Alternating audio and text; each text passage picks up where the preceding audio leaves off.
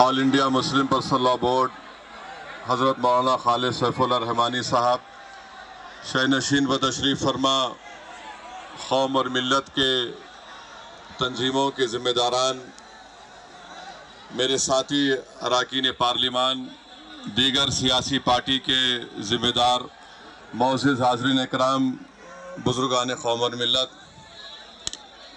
मैं सिर्फ आपके सामने ये अर्ज़ करना चाह रहा हूँ कि नरेंद्र मोदी की हुकूमत वक्फ बिल को लाकर क़ानून बनाने की जो कोशिशें कर रही है, उनका मकसद एक ही है कि इस मुल्क में अमन को ख़राब किया जाए।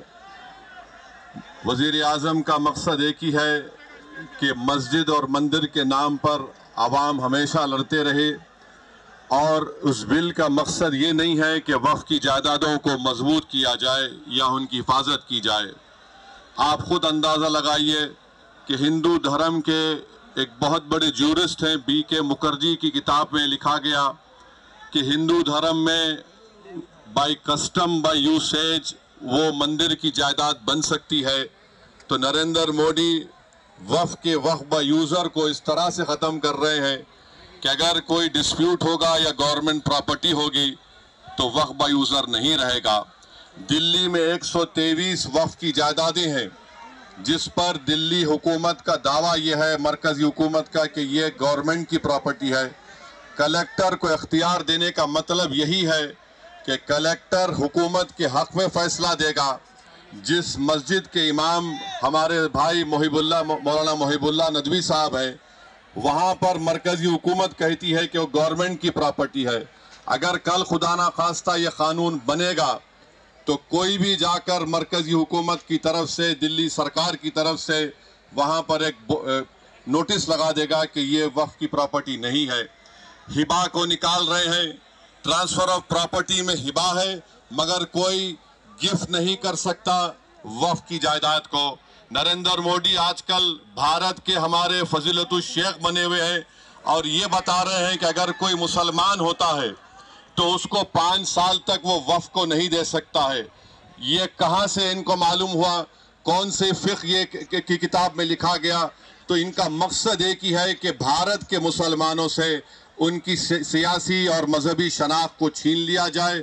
मैं आपको बता रहा हूँ कि इस बिल का मकसद मुसलमानों से मस्जिदों को छीनना, दरगाहों को छीनना, कब्रस्तानों को छीनना, इवैक्यू प्रॉपर्टीज को छीन लेना, ये मकसद नरेंद्र मोदी की हुकूमत का है।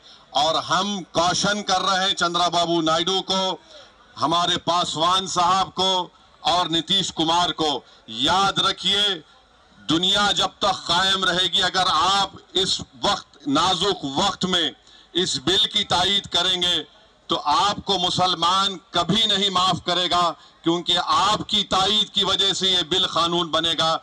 इसलिए हम उनसे भी कह रहे हैं कि आप इस गैर अनकॉन्स्टिट्यूशनल बिल की तायीद मत करिए।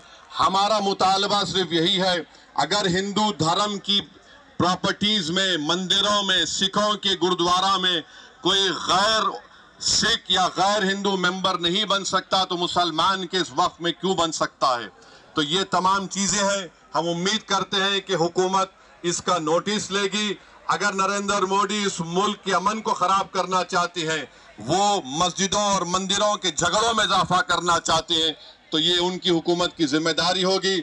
मैं यहाँ पर शुक्रिया अदा करना चाहूँगा हमारे जॉइंट वर्किंग कमेटी पार्लियामेंट के तमाम अरकान का, और ख़ास तौर से कल्याण बनर्जी साहब का, TMC के राजा साहब का, DMK का, हमारे नासिर भाई का और मुहिबुल्लाह नदवी साहब का। हमने तमाम बड़ी कोशिशें की, हमने अपनी अपनी डिसेंट रिपोर्ट को दिया, और ये अनकॉन्स्टिट्यूशनल है। इसका कोई भी फ़ायदा वक्फ को नहीं होगा। सिर्फ वक्फ बोर्ड को बर्बाद करने के लिए, वक्फ जायदादों को लूटने के लिए हुकूमत ये एंटी कॉन्स्टिट्यूशनल और एंटी मुस्लिम काम करने जा रही है। बहुत बहुत शुक्रिया।